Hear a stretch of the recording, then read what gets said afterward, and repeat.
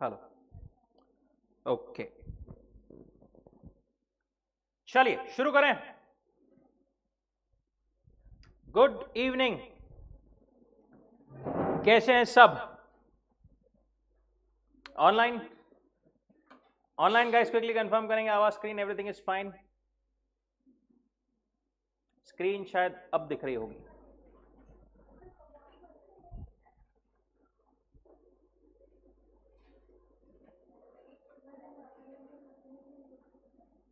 Okay,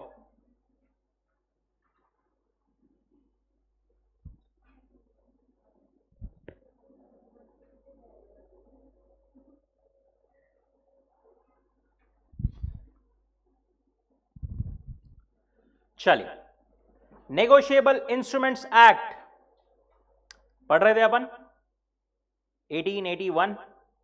वहां पर अपन ने नेगोशिएबल इंस्ट्रूमेंट क्या होते हैं, प्रॉमिसरी नोट क्या होता है, ये सब जो है कवर किया था, राइट। नेक्स्ट इज, वहां पे पहुंचेगा क्या? ओके,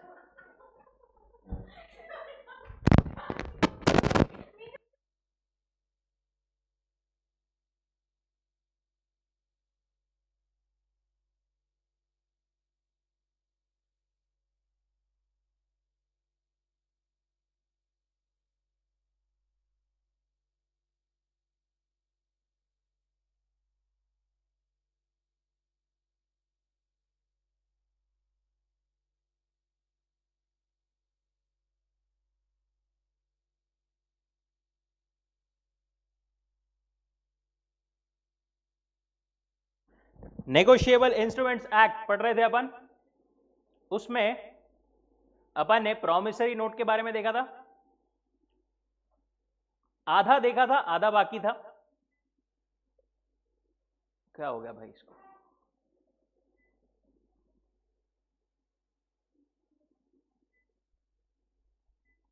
ओके, उसमें अपन ने जो है सर्टेन कैरेक्टरिस्टिक्स नेगोशिएबल इंस्ट्रूमेंट्स की पूरी कैरेक्टरिस्टिक्स देखी थी। उसके बाद में जो प्रॉमिसरी नोट की कैरेक्टरिस्टिक्स है वो भी देखी थी, राइट। उसमें अपन ने एफ पॉइंट तक कवर किया था। नेक्स्ट, अभी नेक्स्ट पॉइंट जो है उसका, द मेकर एंड पेई may be must be certain definite and different person. ये जानने के पहले अपन एक और दूसरी चीज समझते हैं,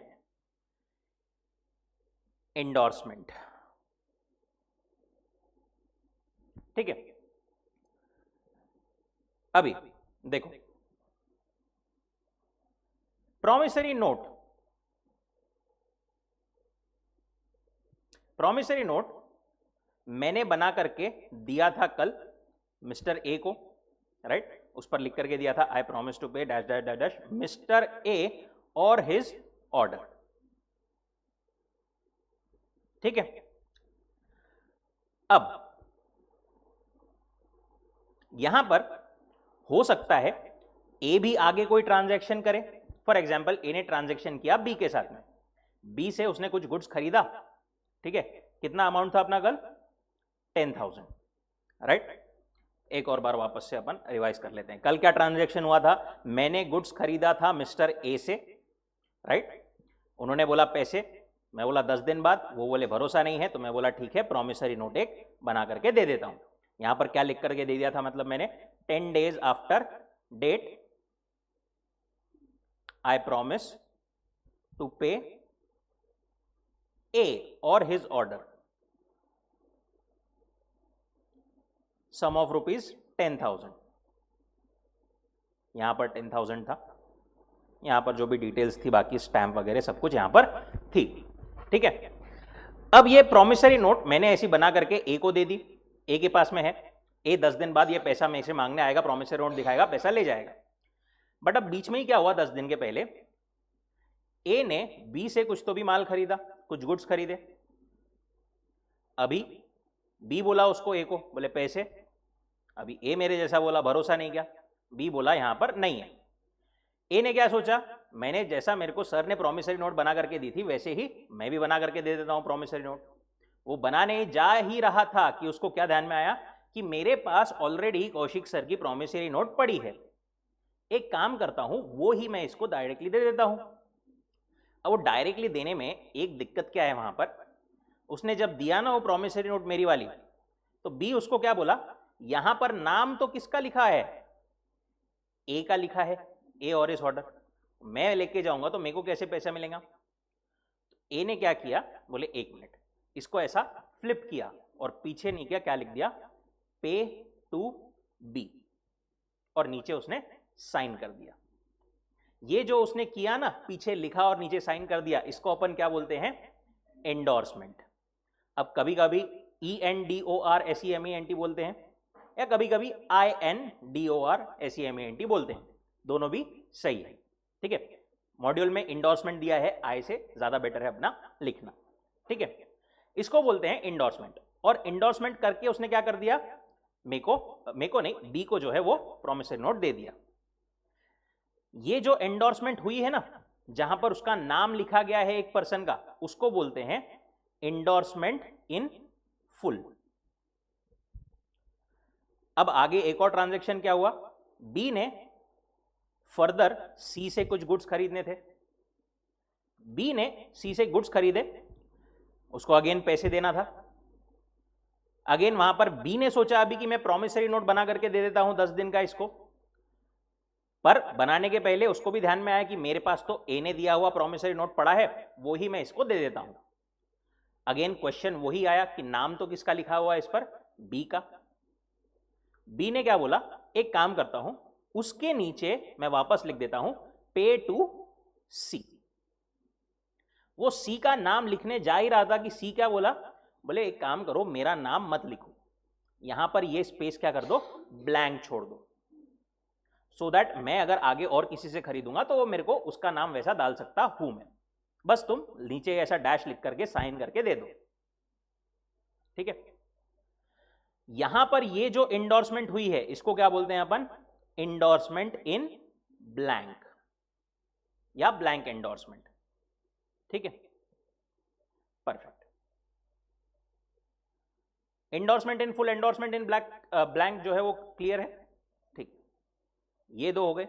एक और चीज समझते हैं इंपॉर्टेंट, ऑर्डर इंस्ट्रूमेंट और बियरर इंस्ट्रूमेंट। अगर मैंने प्रॉमिसरी नोट पर जो जैसा अभी लिखा हुआ था ना, आई प्रॉमिस टू पे ए और पे टू एज ऑर्डर, या फिर पे to A or his order, ऐसा कोई स्पेसिफिक पर्सन का नाम लिखा है, कोई तो भी स्पेसिफिक पर्सन को डायरेक्ट किया हुआ है, तो it is called what, order instrument.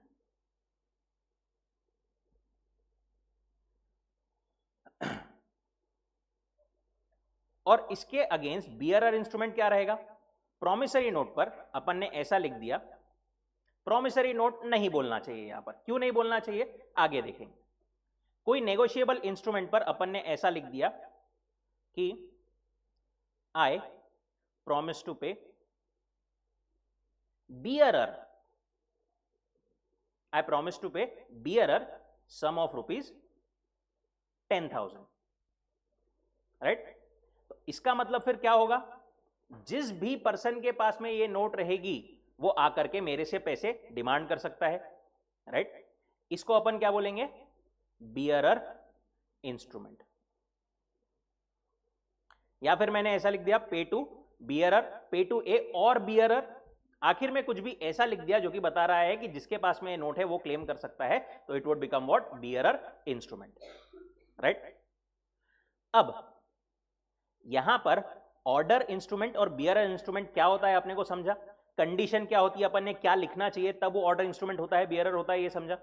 इसमें एक और चीज वो क्या बोलते हैं, ऑर्डर इंस्ट्रूमेंट में आपने as per order of A to as order ऐसा लिखा दो तो ऑर्डर इंस्ट्रूमेंट होगा ही, प्लस अगर इस इंस्ट्रूमेंट का इंडोर्समेंट हुआ है ना, और वो इंडोर्समेंट लास्ट वाला जो हुआ है इट इज इन फुल, तो हम उसको क्या कंसिडर करेंगे, ऑर्डर इंस्ट्रूमेंट कंसिडर करेंगे। या तो वो प्लेनली ऑर्डर इंस्ट्रूमेंट है या फिर लास्ट इंडोर्समेंट फुल में हुआ है, तो it will be called order instrument.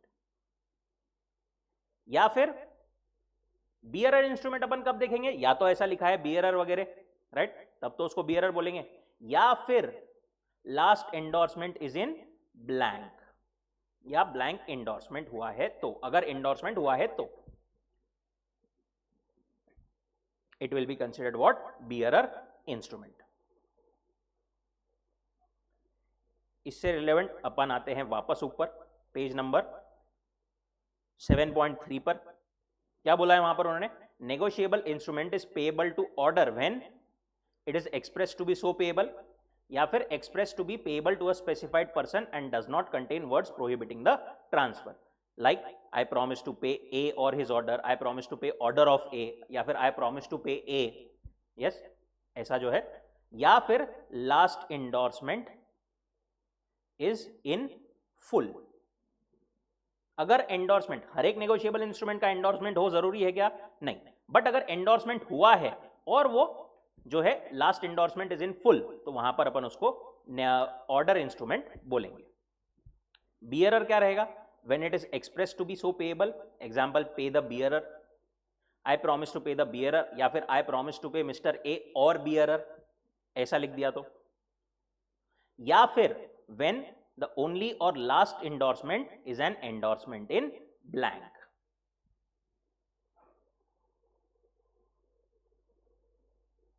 तो उसको अपन क्या बोलेंगे, बियरर इंस्ट्रूमेंट बोलेंगे।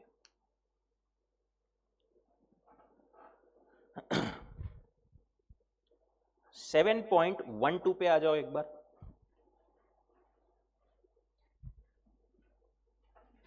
वापस से उन्होंने बियरर और ऑर्डर इंस्ट्रूमेंट दिया हुआ है। बियरर इंस्ट्रूमेंट क्या रहेगा, it is an instrument where the name of the payee is blank or where the name a payee is specified with the words or bearer, या तो नाम ही नहीं है या फिर बियरर बोल करके अपन ने लिखा हुआ है, or where last endorsement is in blank, तो उसको अपन क्या बोलेंगे, बियरर इंस्ट्रूमेंट बोलेंगे। और ऑर्डर किसको बोलेंगे, payable to the person or payable to a person or his order, or payable to order of a person, ऐसी अगर लैंग्वेज है उस पर तो it would be what, order instrument, या फिर last endorsement is in full.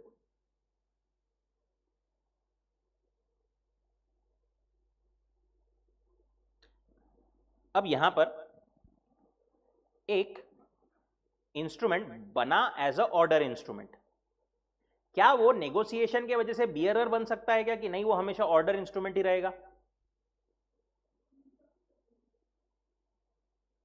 एक बना था instrument order instrument, I promise to pay A, अब क्या किया, ए ने वो बी को देना चाहा, पीछे उसने एंडोर्समेंट करना चाहा, एंडोर्समेंट में उसने लिख दिया पे टू डैश और साइन कर दिया। ये इंस्ट्रूमेंट कौन सा बन गया, ये इंस्ट्रूमेंट कौन सा है अभी,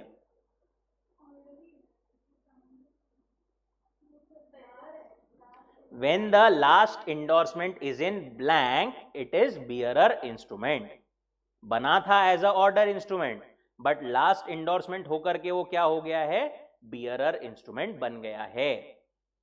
वैसे ही हो सकता है बना है वो क्या, बियरर, प्रॉमिस टू पे बियरर, बट पीछे उसके लिख दिया गया है लास्ट एंडोर्समेंट में पे टू ए, अब ये क्या बन जाएगा, ऑर्डर इंस्ट्रूमेंट बन जाएगा। दैट इज बियरर और ऑर्डर इंस्ट्रूमेंट। अब यहां पर आखिरी एक और चीज वो बोलते हैं कि अगर इंस्ट्रूमेंट जो है वो बियरर इंस्ट्रूमेंट है, दैट इज जहां पर लास्ट में इंडोर्समेंट ब्लैंक में है या फिर वर्ड्स लिखा है और बियरर, राइट, वहां पर अपने को अगर वो इंस्ट्रूमेंट किसी और को देना रहा तो कैसे दे सकते हैं अपन, सिर्फ डिलीवरी करके। एक बियरर इंस्ट्रूमेंट है पे टू बियरर, या फिर लास्ट में लिखा है पे टू ब्लैंक अगर एंडोर्समेंट हुई है तो। ये इंस्ट्रूमेंट है अभी ए के पास में, अब ए ने बी को देने के लिए पीछे और कुछ लिखना करना पड़ेगा क्या उस पर, अरे समझ में आ रहा है क्या क्या बात कर रहे हैं अपन। ए ने बी को यहां पर ये इंस्ट्रूमेंट देने के लिए, अभी ये ओरिजिनली बन करके आया था मिस्टर एक्स के पास से मिस्टर ए के पास, अभी ए के पास में है, अब ए ने वो इंस्ट्रूमेंट देना है बी को, तो यहां पर ए ने पीछे कुछ तो भी और लिखने की जरूरत है क्या, कि डायरेक्टली दे सकता है, वो डायरेक्टली दे सकता है। तो यहां पर मियर डिलीवरी के साथ में सिर्फ आपने डिलीवरी कर दी तो वहां पर आप नेगोशिएशन कर सकते हो। बट अगर ये यहां पर ऐसा रहता था, पे टू ए या फिर पे टू ऑर्डर ऑफ ए,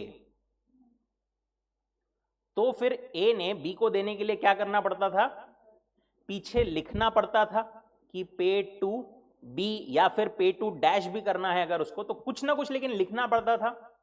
ये लिखने की एक्ट को बोलते हैं अपन इंडोर्समेंट, राइट। तो उसने फिर वहां पर क्या करना पड़ता था, endorsement plus delivery. Bearer instrument में नेगोशिएशन हो सकता है बाय मियर डिलीवरी, और ऑर्डर इंस्ट्रूमेंट में बाय इंडोर्समेंट एंड डिलीवरी।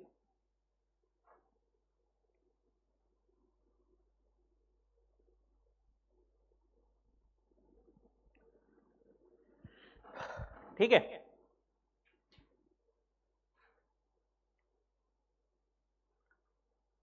अब वापस आते हैं अपन प्रोमिसरी नोट पर।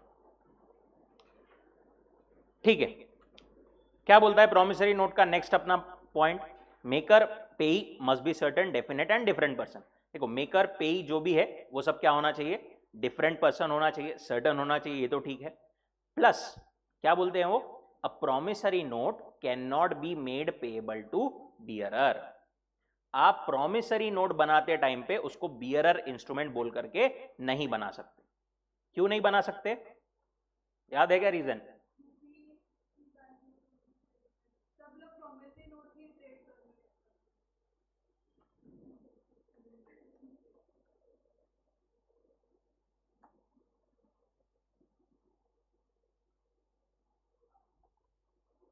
अपने 100 रुपीज के नोट पर क्या लिखा रहता है, I promise to pay the bearer the sum of 100 rupees, right.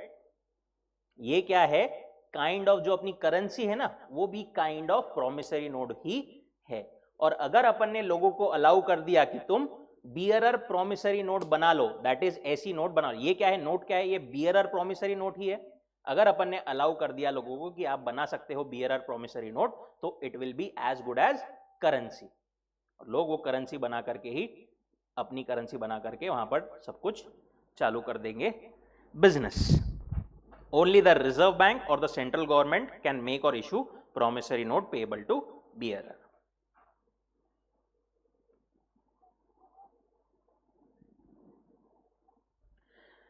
Then stamping. Stamping मतलब आपको वहां पर प्रॉपर इंडियन स्टैंप एक्ट के हिसाब से जो एक स्टैंप होता है वो लगाना जरूरी है। उसके प्रोविजन सब कुछ अलग है, कितने वैल्यू का कैसा क्या स्टैंप लगाना है, बट ये जरूरी है कि आपको उस पर स्टैंप लगाना है। And it must B duly cancelled by maker signature और इनिशियल ऑन द स्टैंप और अदरवाइज। प्लस आपको स्टैंप पे सिग्नेचर भी करना पड़ेगा सो दैट वो वापस रीयूज ना किया जा सके।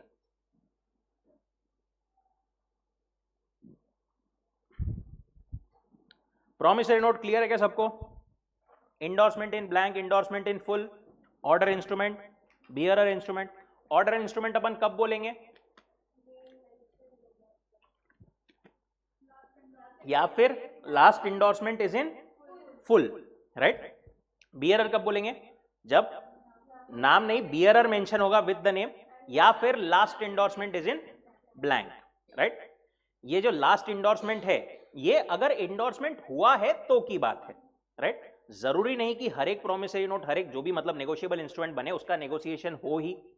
फॉर एग्जाम्पल ए ने बी को बना करके दे दिया, उसके बाद में जरूरी नहीं कि बी आगे और किसी को दे, डायरेक्टली बी ए से पैसे मांगने ड्यू डेट पर आ भी सकता है, राइट। वहां पर अपने को इंडोर्समेंट देखने की जरूरत ही नहीं है। Now next is bill of exchange. Bill of exchange क्या है? अंडरलाइन वापस ट्रांजैक्शन समझते हैं। किसका एग्जाम्पल लिया था अपन ने, ध्यान में है क्या? मेरा बिजनेस था फॉर एग्जाम्पल, काय का सीएस के हार रही बहुत बल, मेरा बिजनेस था बैट्स का, राइट। मैंने ये बैट किसको बेची थी? मिस्टर वी के, राइट, विराट कोहली को, उनको बैट बेची थी, उनसे मुझे पैसा लेना था, कितना? 1 लाख। ये बैट बेचने के लिए मैंने खरीदी किससे थी? मिस्टर एमएसडी से। 1 लाख में ही खरीदी थी, 1 लाख में ही विराट कोहली को बेचना था। तो मैंने अब एमएसडी को पैसे कितना देना था? 1 लाख। मिस्टर वीके से लेना कितना था? 1 लाख। मैंने सोचा वीके से लूंगा, एमएसडी को दूंगा, उससे अच्छा एक काम करता हूं, वीके को बोल देता हूं कि भाई आप डायरेक्टली एमएसडी को दे दो, राइट। यहां पर वीके तो बोला ठीक है, बट एमएसडी क्या बोले? नहीं नहीं, भरोसा नहीं उस पर। बोला ऐसा कैसा भरोसा नहीं, आप साथ में खेलते? नहीं नहीं बोले, अभी आईपीएल चालू है, सब लोग अलग अलग। मैं बोला कोई बात नहीं, एक पेपर लाओ। पेपर पे मैंने यहां पर क्या किया, लिख दिया 10 days आफ्टर डेट पे टू मिस्टर एमएसडी और हिज ऑर्डर ₹1 लाख। ठीक है, यहां पर मैंने लैंग्वेज जो है, मैंने ऐसा लिखा गया कि मैं पे करूंगा, आई प्रॉमिस टू पे, ऐसा लिखा गया नहीं। मैंने क्या लिखा? 10 days आफ्टर डेट पे टू एमएसडी।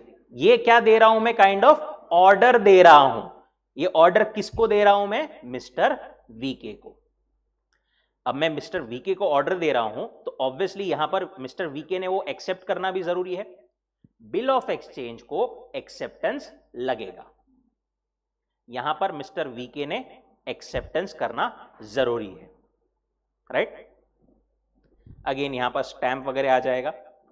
यहां पर जो पहले ऊपर ड्रॉवर हूं, मैं जो ड्रॉवर हूं मिस्टर के एस ए, उनका नाम आ जाएगा, राइट। और ऐसा ये मिस्टर वीके ने एक्सेप्ट कर लिया। उसके बाद में मैं साइन वगैरह करके ये किसको दे देंगे? वो मिस्टर एमएसडी को। अब मिस्टर एमएसडी जब भी वो लेकर के आएंगे मिस्टर वीके के पास में, वीके उनको 10 दिन बाद पेमेंट कर देंगे। That's a bill of exchange. अब यहां पर पार्टीज कितनी है? कौन कौन है? एक तो मैं, जिसने बनाया है, I am the maker, maker को ही अपन बोलते हैं ड्रॉवर। दूसरा पर्सन होता है ड्रॉई। ड्रॉई कौन है? ड्रॉई को अपन बोल सकते हैं पेयर, जिसको मैं ऑर्डर दे रहा हूं कि भाई 10 दिन बाद पेमेंट कर देना। The person directed by the drawer to pay is called the drawee. उसकी लाइबिलिटी, मेन लाइबिलिटी किसकी है पे करने की? ड्रॉई की, दैट इज पेयर की। His liability is primary and unconditional. He is called N acceptor and is liable for the payment. और mister MSD जो है यहां पर, वो कौन है? पे, जिसको पेमेंट होना है, मिलना है, राइट। ऐसा जो है कुछ बिल ऑफ एक्सचेंज दिखना है।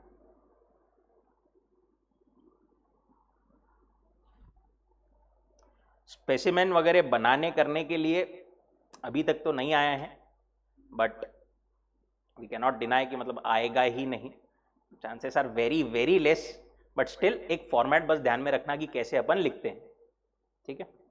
एकदम आउट ऑफ द बॉक्स कुछ तो भी उनकी इच्छा हो गई तो पूछ भी लें।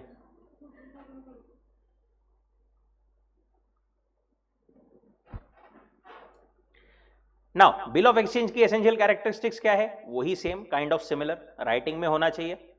एक्सप्रेस ऑर्डर रहेगा यहां पर पे करने के लिए। Order must be definite and unconditional, right. Drawer must sign the instrument, मैंने जो बनाया है मैंने साइन करना जरूरी है इंस्ट्रूमेंट को, राइट। साइन किसकी लगेगी ये ध्यान में रखना, साइन किसकी लगेगी? मेरी लगेगी। एक्सेप्टेंस मिस्टर विराट का लगेगा, बट साइन मैंने भी करना पड़ेगा, क्योंकि बना कौन रहा है? मेरा। ड्रॉवर, ड्रॉई, पे, ये तीनों सर्टेन पर्सन होना चाहिए। All these 3 parties may not necessarily B 3 different persons. क्या बोल रहे हैं यहां पर? देखो आइडियली तो तीनों पर्सन अलग अलग चाहिए, बट यहां पर नहीं, क्या 2 पार्टीज भी रह सकती है कभी कभी, दैट इज ड्रॉवर, ड्रॉई एंड पे। इसमें से कोई 2 पार्टीज सेम भी रह सकती है कभी कभी। कौन सी पार्टी सेम रह सकती है? ड्रॉवर एंड पे, ये 2 पर्सन सेम रह सकते हैं। ड्रॉवर कौन था? मैं, राइट। मैंने क्या किया? मैंने बना करके उस पर लिख दिया 10 days आफ्टर डेट पे टू मी और पे टू मिस्टर KSA, ऐसा ऑर्डर किसको दिया? मिस्टर विराट को, राइट? उन्होंने एक्सेप्ट कर लिया, तो यहां पर ड्रॉअर भी मैं हो गया, पे भी मैं हो गया। ऐसा ये रह सकता है, और कोई दो पर्सन सेम नहीं हो सकते, बस drawer and payee can be same, but there must be two distinct person in any case, दो तो मिनिमम लगेंगे अलग अलग। अब a bill of exchange payable on demand in which name of the payee is mentioned is valid. एक और क्या बोलते हैं? Bill of exchange can not be made payable to bearer on demand, और वापस से दो क्लासिफिकेशन। एक अपन ने देखा था ऑर्डर इंस्ट्रूमेंट, एक बियरर इंस्ट्रूमेंट, एक और हो सकता है demand instrument and time instrument. Time instrument मतलब क्या? मैंने अगर वहां पर टाइम लिखा था 10 days आफ्टर डेट या after sight, right? 10 days after date, जो मैंने डेट डाली है उसके 10 दिन बाद आई प्रॉमिस टू पे, या फिर 10 days आफ्टर साइट, ऐसा लिखा है मतलब मैंने जब तुम मुझे ये ला करके दिखाओगे, जब मेरे साइट में लाओगे, उसके 10 दिन बाद मैं पेमेंट कर दूंगा। यहां पर कुछ तो भी मैंने टाइम दिया है, it is called time instrument. Specified time है 10 दिन, 15 दिन, जो भी है। It can be 10 days after date और can be after sight also, या तो इस दिन के बाद में 10 दिन, या फिर तुम जब ला करके दिखाओगे उसके बाद में 10 दिन। इसको बोलते हैं अपन टाइम इंस्ट्रूमेंट। दूसरा होता है डिमांड। वो क्या रहता है? अगर मैंने ऐसा लिख दिया I promise to pay to Mister A on demand, मतलब जब वो मांगे ना तब मैं पे कर दूंगा, ऑन हिज और हर डिमांड, तो it is called a demand instrument. तो ऑर्डर, बियरर, डिमांड, टाइम। एक instrument order plus time instrument रह सकता है, राइट? एक instrument order plus demand instrument रह सकता है, या फिर बियरर प्लस टाइम रह सकता है, या फिर बियरर प्लस डिमांड भी रह सकता है, राइट? अब वो ऐसे 4 क्लासिफिकेशन हो सकते हैं कोई भी निगोशिएबल इंस्ट्रूमेंट के। वो क्या बोलते हैं? बिल ऑफ एक्सचेंज को आप बियरर ऑन डिमांड नहीं बना सकते। ये 4 में से ये 3 चलेंगे, बट बियरर ऑन डिमांड ये क्लासिफिकेशन नहीं चलेगा। जैसे प्रॉमिसरी नोट में कौन से क्लासिफिकेशन नहीं चलेंगे? बियरर टाइम या बियरर डिमांड?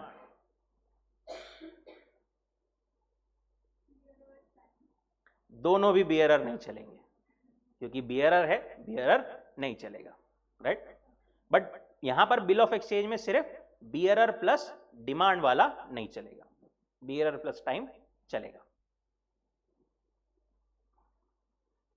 बट जहां पर पेबल ऑन डिमांड है and name of the payee is mention, that is bearer plus sorry on demand plus पे नेम मेंशन है, मतलब डिमांड प्लस ऑर्डर इंस्ट्रूमेंट अगर है तो वो चलेगा।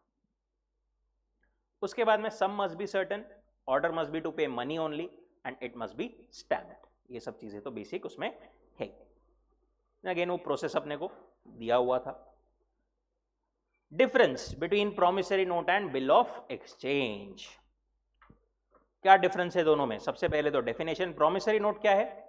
Instrument in writing containing an unconditional undertaking, I promise, मैं अंडरटेक करता हूं to pay certain sum only to और to the order of certain person और टू द बियरर। अब देखो प्रॉमिसरी नोट के डेफिनेशन में अपने को बियरर ये वर्ड दिया हुआ है, पर वो बियरर नहीं बना सकते। नेगोशिएबल बियरर बनाने के लिए मना कौन करता है? आरबीआई मना करती है, नेगोशिएबल इंस्ट्रूमेंट एक्ट मना नहीं करती, इसलिए उन्होंने डेफिनेशन में बियरर भी लिखा है। बट अपन ने शुरुआत में देखा था आरबीआई इज मतलब इट विल सुपरसीड, राइट? तो वहां पर we can not make bearer instrument. Bill of exchange क्या है? It is an instrument in writing containing unconditional order signed by the maker directing certain person to pay certain sum or to the order. Nature, promissory note में promise है, bill of exchange में order है। यहां पर promissory note में 2 parties, यहां पर 3 parties, इधर मेकर पे, इधर ड्रॉअर ड्रॉई पे। एक्सेप्टेंस, प्रॉमिसरी नोट में कोई एक्सेप्टेंस का कॉन्सेप्ट पढ़ा था क्या अपन ने? नहीं, वहां पर it does not require any acceptance, but bill of exchange में it needs the acceptance. Payable to bearer, promissory note अपन बियरर बना सकते हैं क्या? नहीं बना सकते, but bill of exchange bearer बना सकते हैं क्या? Bearer plus time can be drawn, on the other hand bearer can be drawn payable to bearer, however it cannot be made payable to bearer on demand. Next is check. Online guys, clear है क्या यहां तक सब?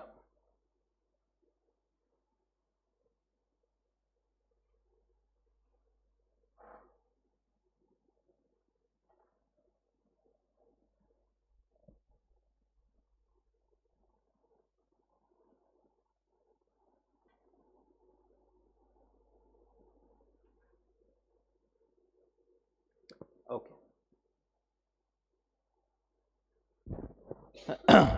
चलिए,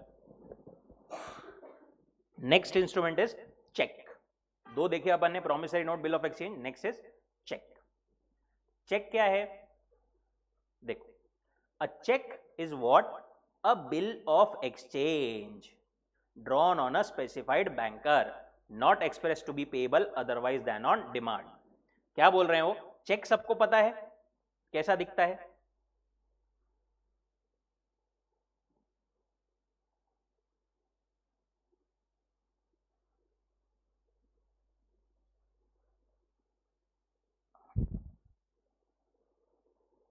किधर गया रे भाई?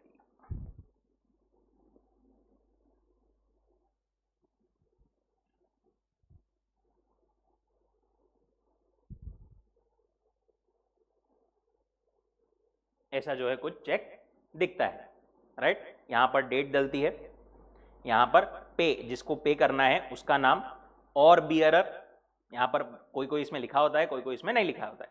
आपको ऑर्डर करना है तो इसको काट देने का।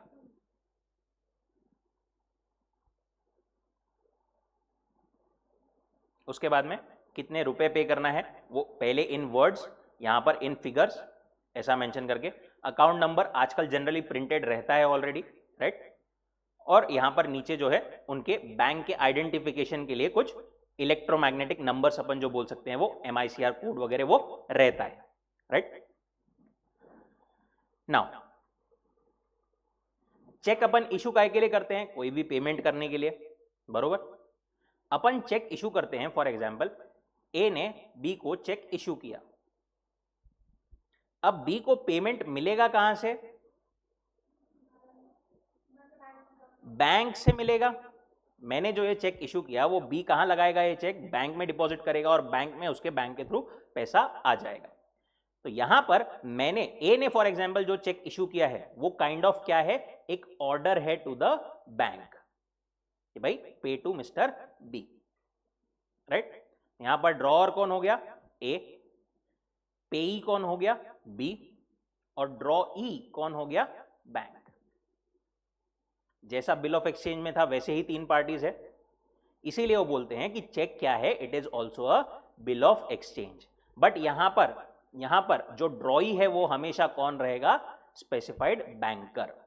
एक बैंक के ऊपर ही हमेशा it will be drawn. And it includes the electronic image of truncated cheque and cheque in electronic form. ये दो क्या थे प्रकार, देखते हैं। अच्छा, एक और चीज इसमें थी, not express to be payable otherwise then on demand. Cheque हमेशा क्या रहता है? Payable on demand. जब सामने वाला डिपॉजिट करेगा तब वो पेएबल रहेगा, but within the validity period. Cheque की वैलिडिटी कितनी होती है? कोई भी चेक की 3 मंथ्स, राइट? कोई भी चेक की validity is 3 months. With in 3 months on demand कभी भी पेमेंट किया जा सकता है। Payable whenever the holder chooses to present it to the drawee, that is the banker, within the check period। यहां पर बैंकर मतलब जो भी बैंकर अपन बैंक जानते हैं वो, plus post office saving bank भी यहां पर कंसिडर की जाती है। नाउ जो दूसरा पार्ट था, includes electronic image of truncated cheque and cheque in electronic form. ये क्या था? पहले चेक इन इलेक्ट्रॉनिक फॉर्म क्या बोलते हैं वो? आजकल नहीं, क्या नई नई टेक्नोलॉजी के इससे ऐसा आ गया है, कोई कोई बैंक्स अलाउ करती है कि आप चेक फिजिकली बनाने के बजाय डायरेक्टली इलेक्ट्रॉनिकली बना सकते हो। बनता ही चेक डायरेक्टली इलेक्ट्रॉनिकली है, उस पर साइन भी इलेक्ट्रॉनिकली होती है सब कुछ, राइट। उसको बोलते हैं ई चेक या फिर cheque in electronic form, drawn in electronic form using any computer resource, signed in secure system using digital signature, asymmetric crypto system or electronic signature as the case may be। asymmetric crypto system, computer resource, digital signature, इसका मतलब information technology act में जो दिया है वही अपने लिए, बाकी ज्यादा और रिलेवेंट नहीं। दूसरा ट्रंकेटेड चेक। ट्रंकेटेड चेक मतलब क्या? चेक एक्चुअली बना था फिजिकल फॉर्म में, बट उसको नहीं किया अपन ने, फोटो लेकर के या स्कैन करके इलेक्ट्रॉनिक फॉर्म में कन्वर्ट कर लिया। जैसे आपने आईसीआई के साथ में रजिस्ट्रेशन करते टाइम पर अपने डॉक्यूमेंट्स फोटो वगैरह खींच के अपलोड किए होंगे, right, that is called truncation. Means a cheque which is truncated during the clearing cycle either by clearing house or by the bank, whether paying or receiving payment immediately or generation of electronic image। अब ये truncation क्यों किया जाता है ये अपन ने देखा था रेगुलर इसमें, बट फिर भी एक बार वापस से शॉर्ट में देख लेते हैं। ए ने बी को चेक इशू किया, ए की बैंक थी कोटक, बी की बैंक थी एसबीआई। अब यहां से कोटक का चेक ए ने बी को दिया, बी जो डिपॉजिट करेगा वो तो उसकी बैंक में ही डिपॉजिट करेगा एसबीआई में। एसबीआई वाले क्या करेंगे, कोटक को ये चेक प्रेजेंट करेंगे, बोले देखो तुम्हारे बैंक के बंदे ने, तुम्हारे कस्टमर ने हमको चेक दिया है हमारे वाले को, तुम वो चेक का पेमेंट कर दो, तुम्हारे अकाउंट से हमारे इसमें भेज दो। ऐसे जो है कोटक से एसबीआई है, एसबीआई से कोटक भी बहुत सारे ट्रांजैक्शन होते होंगे। बैंक सिर्फ दो ही है क्या? बहुत सारी बैंक्स है, आईसीआईसीआई, एक्सिस, छोटी मोटी कोऑपरेटिव बैंक्स भी बहुत सारी है, राइट। ऐसे एक दिन में भी बात करें तो लाखों ट्रांजैक्शन होते होंगे चेक्स के तो, राइट। इसको नहीं क्या स्मूथली कंडक्ट करने के लिए आरबीआई ने सारे बैंक्स के बीच में एक क्लियरिंग हाउस सेटअप किया है, जो कि सारे ये ट्रांजैक्शंस को रेगुलेट करेगा और पूरा इनका सेटलमेंट इसके थ्रू होगा। अब फिजिकल चेक जो है उनको एक जगह से दूसरी जगह ट्रांसपोर्ट वगैरह करने में हो सकता है वो गुम जाए, फट जाए, राइट, वो ना हो इसलिए ट्रंकेशन जनरली किया जाता है। फिर ट्रंकेशन में अपन आइडेंटिफिकेशन कैसे करते हैं चेक का? वैसे तो इमेज दिखती है, बट साथ ही में वो अपन ने बोला ना नीचे वो कोड्स रहते हैं बैंक के, वो इलेक्ट्रोमैग्नेटिक इंक में लिखे रहते हैं, उसके थ्रू पूरा रिकॉग्निशन होता है। Clearing house means clearing house managed by the reserve bank और a clearing house recognised as such by the reserve bank. Again explanation हो असिमेट्रिक क्रिप्टो सिस्टम, सेम ऊपर का चीजें दी है नीचे। इसलिए cheque is also a bill of exchange but is drawn on a banker and payable only on demand. Cheque का भी इन्होंने स्पेसिमेन अपने को दिया हुआ है। चेक में पार्टीज कितनी रहेगी? तीन अगेन, ड्रॉवर जिसने चेक इशू किया है, ड्रॉई हमेशा it would be a banker, and पेई जिसको पेमेंट होना है, जिसको चेक इशू किया गया है। ड्रॉई इन केस ऑफ नीड, ये एक और छोटा सा कॉन्सेप्ट था, ये एक्चुअली बिल ऑफ एक्सचेंज से रिलेटेड है, चेक से ही सिर्फ रिलेवेंट नहीं है। क्या बोलते हैं वो? Where in the bill or in any endorsement thereon name of the any person is given in addition to the drawee to be resorted in case need, such person is called the drawee in case of need। मैंने KSA ने बनाते time पर लिखा था, VK का नाम MSD को दिया था कि आकर के वीके से पैसे ले लेना। अब अगर मेरे को ऐसा डर है कि शायद वीके पेमेंट ना करे तो मैंने बोला एक काम करते हैं, एक और है मिस्टर एक्स, ठीक है, अगर वीके ने पेमेंट नहीं किया ना तो आपने क्या करना, मिस्टर एक्स के पास में चले जाना, उनसे पेमेंट ले लेना। If he does not pay then and the need arises he can become the drawee in case of need. अगर जरूरत पड़े तो इसके जगह ये ड्रॉई भी रहेगा।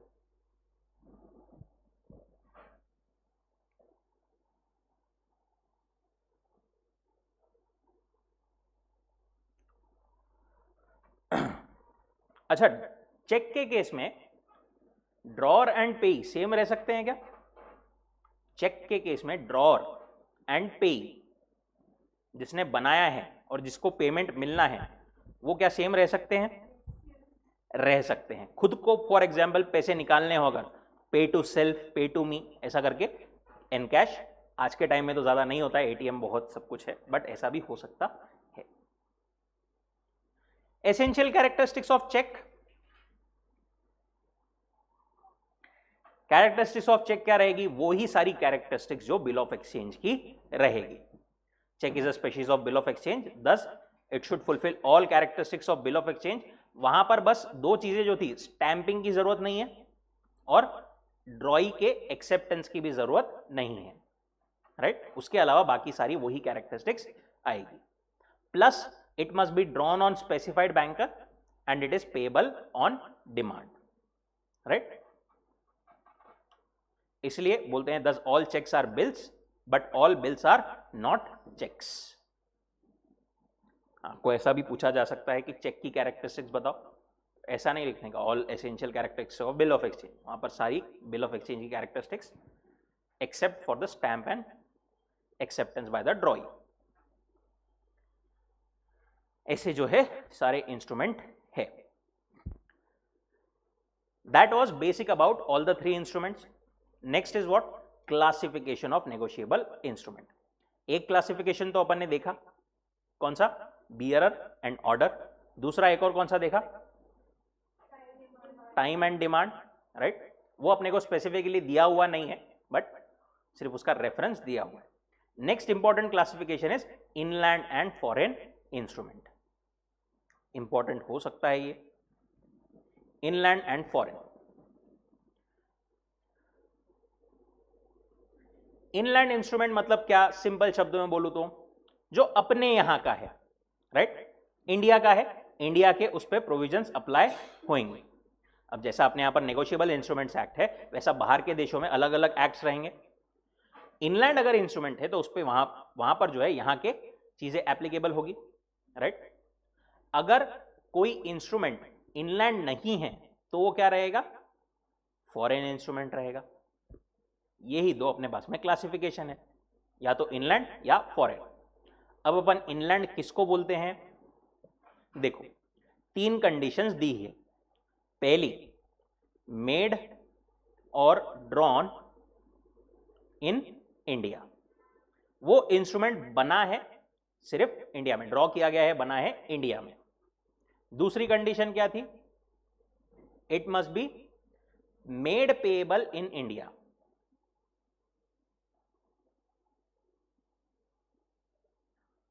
और तीसरी कंडीशन क्या थी? It must be drawn upon a person resident in India. Drawn upon a person resident in India. अब एक इनलैंड इंस्ट्रूमेंट, एक इंस्ट्रूमेंट को इनलैंड कहलाए जाने के लिए क्या ये तीनों कंडीशन फुलफिल होना जरूरी है क्या? नहीं। वो बोलते हैं ये पहली कंडीशन तो होना जरूरी है, that is it must be made और ड्रॉन इन इंडिया, ये तो होना ही चाहिए। बाद में ये जो सेकेंड एंड थर्ड है ना, इसमें से अगर कोई भी एक कंडीशन फुलफिल हो जाती है तो हम उसको इनलैंड इंस्ट्रूमेंट मान लेंगे। समझा क्या? पहली ये वाली कंडीशन तो कंपलसरी होना जरूरी ही है, प्लस इन दोनों में से कोई एक कंडीशन फुलफिल होना जरूरी है, तब हम उसको इनलैंड इंस्ट्रूमेंट मानेंगे। अच्छा, ये दोनों कंडीशन पूरी हो गई, सेकेंड और थर्ड, और पहली वाली नहीं हुई, तो उसको इनलैंड मानेंगे क्या? नहीं, पहली तो होनी ही पड़ेगी इन दोनों में से। अच्छा, पहली, दूसरी, तीसरी तीनों हो गई तो इनलैंड तो कोई दिक्कत ही नहीं है, राइट? ये इन्होंने थोड़ा यहां पर जो एक्सप्लेन किया है वो एकदम से थोड़ा अलग टाइप से किया है उन्होंने, वो समझ में नहीं आता, आप ऐसे चाहे तो लिख सकते हो। अब फॉरेन इंस्ट्रूमेंट क्या है फिर? जो इनलैंड नहीं है वो फॉरेन है। Foreign instrument is the one which is not an inland instrument.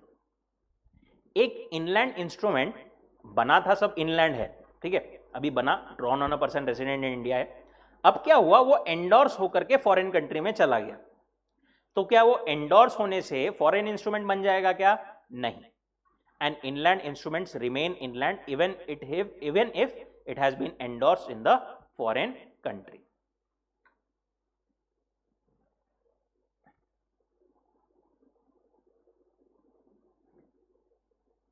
even if it has been endorsed in the foreign country. Light ज्यादा है क्या उधर?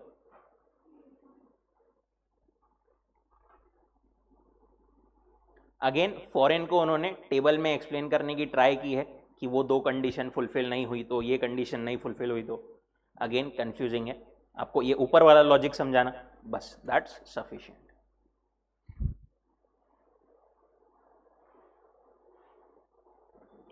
Now liability of maker drawer of foreign bill. देखो inland instrument में तो कोई दिक्कत की बात नहीं है, वहां पर इंडिया की ही प्रोविजंस अप्लीकेबल होगी, बट फॉरेन बिल में कहां की प्रोविजंस किसके ऊपर अप्लाई होगी?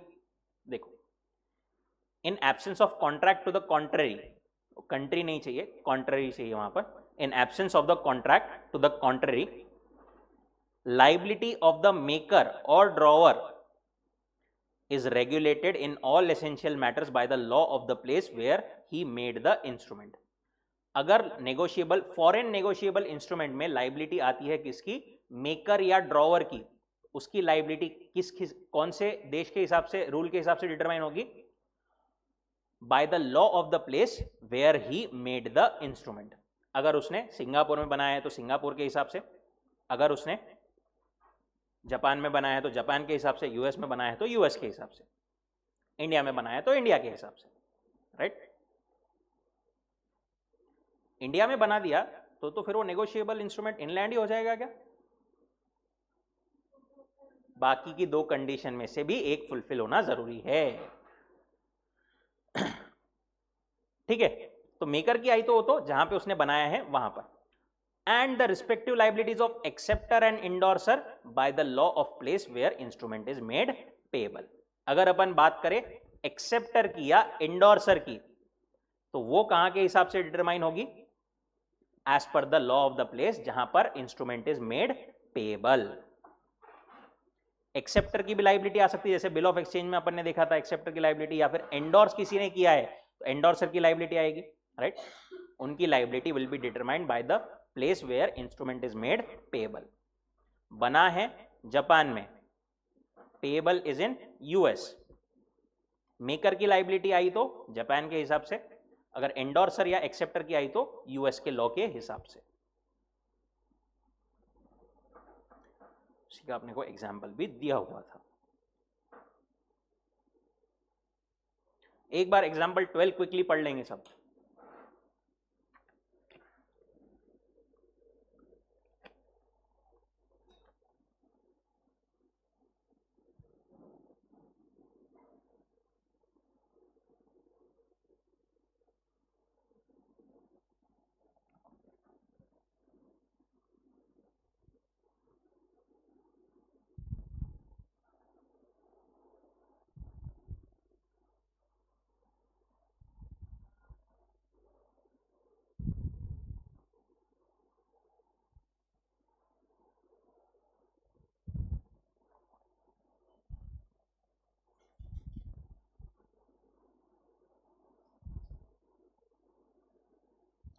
समझा क्या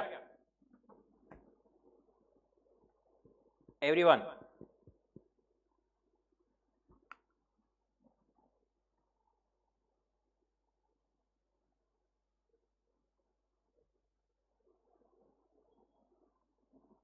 क्विकली बता ही देता हूं. ए ने बनाया था बर्कली में, वहां पर रेट ऑफ इंटरेस्ट था 15% and accepted by B. Acceptor कौन था? बी.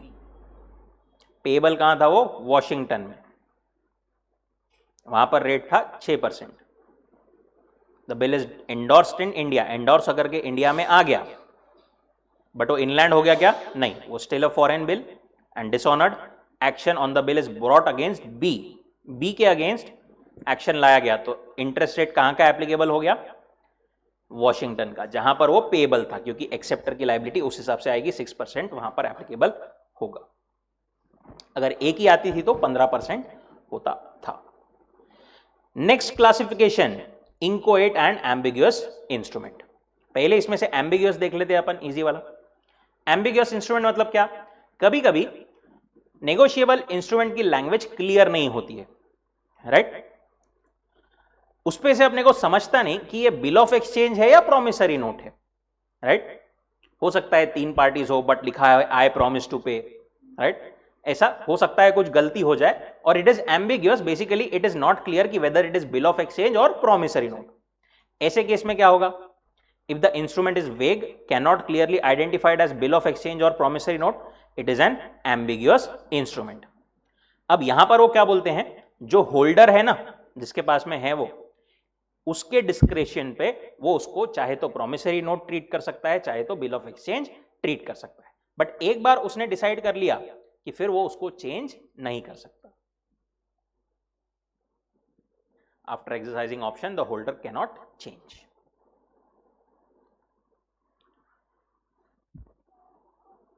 दूसरा है इंकोएट इंस्ट्रूमेंट। इंकोएट मतलब क्या था? इनकम्प्लीट। ठीक है, ये देखते हैं एक बार अच्छे से। इंकोएट मतलब क्या? Incomplete instrument. For example blank cheque, right? या फिर कोई भी ब्लैंक नेगोशिएबल इंस्ट्रूमेंट जहां पर सारी डिटेल्स नहीं डली है, मे बी अमाउंट ब्लैंक है, ए ने वो ब्लैंक इंस्ट्रूमेंट दे दिया बी को। ऐसा जो इनकम्प्लीट या बेसिकली जहां पर सारी चीजें कंप्लीटली लिखी हुई नहीं रहती है, it is called an inchoate instrument. It means instrument incomplete in certain respects, the drawer, maker, acceptor, endorser may sign and deliver to another either wholly blank or having written on it the word incomplete। हो सकता है उस पे ऊपर वो लिख दे incomplete, या फिर कुछ चीजें डाल दे, बस साइन वगैरह कर दे, राइट? एंड वो सामने वाले को दे दे। यहां पर इनकम्प्लीट इन सर्टन रिस्पेक्ट्स मतलब mainly with respect to amount बोल रहे हैं वो। साइनिंग होना जरूरी है नीचे, ठीक है? नीचे जो है साइन होना जरूरी है। अगर साइन नहीं रही ना तो वो सामने वाला पार्टी उसको एनफोर्स नहीं करवा पाएगा। Inchoate instrument can be enforced only when it is signed.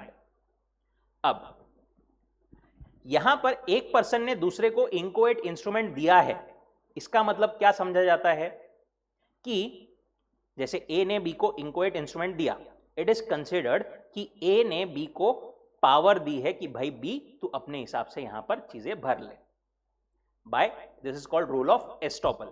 आपने साइन वगैरह करके दिया ना, तो इट इज कंसिडर्ड कि अब वो सामने वाला इस पे भर सकता है, आप उसको, दैट इज ए, उसको बाद में डिनाई नहीं कर सकता। The principle of this rule of an inchoate instrument is based on the principle of estoppel. It is kind of उसने सामने वाले को अथॉरिटी दे दी है टू फुलफिल। नाउ इसमें एक मेन पॉइंट क्या था बस अपना, लाइबिलिटी ऑन ड्रॉइंग इंकोएट इंस्ट्रूमेंट। देखो यहां पर दो कॉन्सेप्ट देखे थे अपन ने, एक होल्डर, एक देखा था holder in due course. Holder कौन रहता है? होल्डर इज अ पर्सन जिसको वो बस इंस्ट्रूमेंट मिला है, ठीक है, लीगली जिसको मिला है। फॉर एग्जाम्पल ए ने बी को गिफ्ट कर दिया, तो बी कौन है? होल्डर है, ठीक है, लीगली उसको कुछ किसी तरीके से मिला है। होल्डर इन ड्यू कोर्स किसको बोलते हैं अपन? जिसको लीगली तो मिला है बट उसने वो एक्वायर किया है for some value, for some consideration, right? उसको बोलते हैं अपन holder in due course, and good faith में जो है सब कुछ उसने एक्वायर किया है। अब ए ने बी को क्या दिया? एक प्रोमिसरी नोट दिया, कितने का? 10,000। 10,000 नहीं, चलो गुड्स खरीदे थे उसने, ए ने बी से गुड्स खरीदे थे 5 लाख के, उसको प्रोमिसरी नोट बना करके दे दिया, उस पर अमाउंट जो है वो नहीं लिखा, ठीक है, प्रोमिसरी नोट दे दिया, उस पर स्टैंप वगैरह लगा दिया, साइन वगैरह कर दिया। अब ये जो इंस्ट्रूमेंट था ये बी ने सी को एज अ गिफ्ट दे दिया। अब यहां पर बी कौन है? होल्डर है या होल्डर इन ड्यू कोर्स है? होल्डर इन ड्यू कोर्स है क्योंकि उसने फॉर वैल्यू एक्वायर किया था। सी कौन है? होल्डर है सिर्फ, बरोबर। अब मेन हमको जो पॉइंट दिया है ना, वो दिया है कि ये इंस्ट्रूमेंट में जो ब्लैंक है, जो ब्लैंक इंस्ट्रूमेंट है, वहां पर अमाउंट बी कितना भर सकता है और सी कितना भर सकता है, दैट इज होल्डर कितना भर सकता है और होल्डर इन ड्यू कोर्स कितना भर सकता है, राइट। क्या बोलते हो, जो होल्डर इन ड्यू कोर्स रहता है ना, वो कितना अमाउंट भर सकता है, up to the value covered by the stamp. यहां पर जो अपन ने बोला ना स्टैंप लगाते हैं, वो स्टैंप की एक वैल्यू होती है कि मतलब फॉर एग्जांपल, जस्ट एक एग्जांपल के लिए दे रहा हूं मैं, 5 रुपए का आपने स्टैंप लगाया तो मतलब आप 10 लाख तक की उस पर अमाउंट लिख सकते हो। ऐसा स्टैंप एक्ट में इंडिया में दिया हुआ है, राइट। ऐसा कुछ तो भी, इतने स्टैंप पे इतने वैल्यू तक का अगर प्रोमिसरी नोट है तो उस पर इतने का स्टैंप लगेगा। अप टू 10 लाख के लिए आपको 5 रुपए का लगेगा, उसके ज्यादा है तो आपको 10 रुपए का स्टैंप लगेगा, ऐसा हो सकता है। अब यहां पर 5 रुपए का स्टैंप लगा हुआ है, तो B that is holder in due course यहां पर कितना अमाउंट भर सकता है, अप टू 10 लाख, जितना अमाउंट कवर्ड है बाय द स्टैंप। और जो होल्डर है ना मिस्टर सी, वो कितना भर सकता है, only up to the amount intended to be paid by the maker. A की इंटेंशन यहां पर कितनी पे करने की रही होगी, 5 लाख, क्योंकि उसने 5 लाख के गुड्स खरीदा था, राइट। सी जो है वो 5 लाख ही भर सकता है उस पर amount.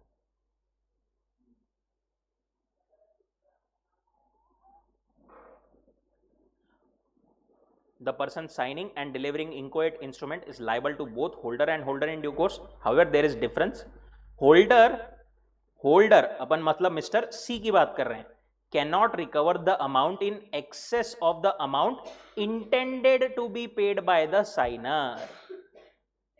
Intended to be paid by the signer, जो साइनर था उसकी जितनी इंटेंशन थी वहां तक ही वो पेमेंट रिकवर कर सकता है। But holder in due course कहां तक कर सकता है, recover any amount on such instrument provided it is covered by the stamp अफिक्स्ड।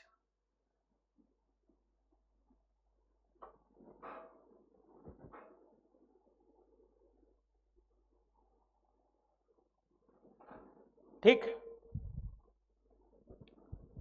नीचे वाले पैराग्राफ में ऊपर की चीज को एक्सप्लेन किया है। नाउ एग्जांपल 13 में उन्होंने एक चीज बोला है, फॉर एग्जाम्पल ए ने एक नेगोशिएबल इंस्ट्रूमेंट बनाया, बना करके नहीं क्या अपने ड्रॉअर में रख दिया, ठीक है। अब ये ड्रॉअर में से नहीं क्या मिस्टर एक्स ने चोरी कर लिया, ठीक है। मिस्टर एक्स जो है वो होल्डर है या होल्डर इन ड्यू कोर्स है, दोनों भी नहीं है। उसने तो चोरी किया है, ना तो उसको लीगली मिला है ना ही उसने कोई वैल्यू के अगेंस्ट एक्वायर किया है। अब इसने तो चोरी किया, पर इसने क्या किया, मिस्टर बी से गुड्स खरीदा और उसको ये इंस्ट्रूमेंट चिपका दिया, बोले ये ले नेगोशिएबल इंस्ट्रूमेंट। क्या अब मिस्टर बी मिस्टर ए से ये अमाउंट रिकवर कर सकते हैं क्या, क्या लगता है?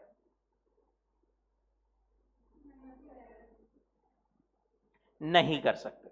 It was held that signer that is mister A was not liable to the holder in due course because he never delivered the instrument intending it to be used as a negotiable instrument. उसने किसी को deliver किया था क्या? नहीं, उसका intention ही नहीं था किसी को देने का, वो तो मिस्टर एक्स ने चोरी किया था। मिस्टर एक्स के पास में ही वैलिड टाइटल नहीं था तो वो दूसरे को भी वो वैलिड टाइटल नहीं दे सकता ऑफ दैट ब्लैंक इंस्ट्रूमेंट। वो इंस्ट्रूमेंट ब्लैंक था, उसने वैसा हुआ था। अगेन वो एक चीज वो वापस बोल रहे हैं कि paper so signed and delivered must be stamped. Sign and delivery and stamp वहां पर रहना जरूरी है, ठीक है। अगर वो नहीं रहा तीनों चीजें तो otherwise the signer is not stop from showing that instrument was field without his authority. मतलब अगर वो प्रॉपर स्टैम्प नहीं है, साइन नहीं है, तो फिर वो डिनाई कर सकता है कि नहीं भाई मैंने सामने वाले को इसको कंप्लीट करने की अथॉरिटी नहीं दी थी, ऐसा वो बोल सकता है। रूल ऑफ एस्टॉपल वहां पर फिर नहीं लगेगा, ठीक है। ब्रेक लें छोटा सा, 2-4 मिनट का ब्रेक लेते हैं, देन विल कंटिन्यू।